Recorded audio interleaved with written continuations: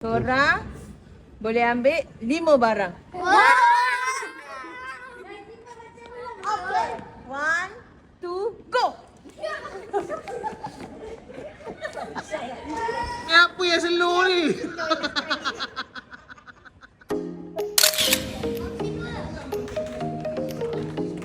Berapa bakul?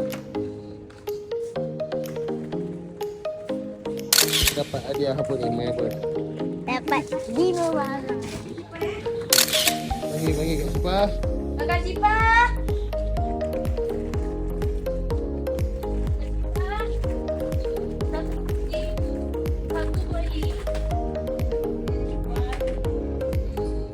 Hey, go.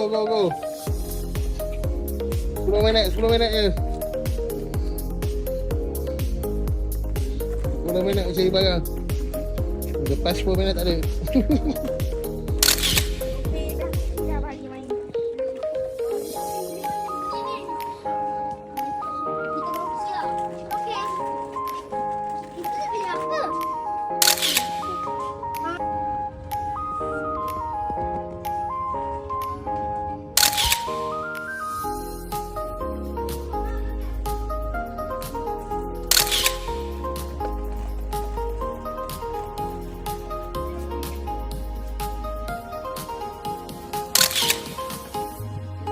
Mama, ada makanan.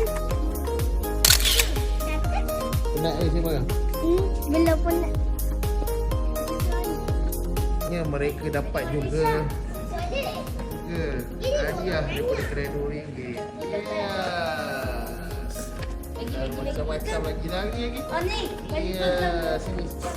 cancel back. Ya, cancel. Tengok dalam beg. Ya, misi berjaya kata. Mesti berjaya. Misi berjaya.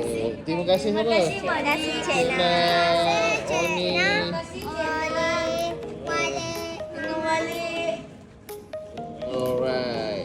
Misi yang berjaya Cik Na belanja dia orang. Kedai Eko, thank you Cik Na.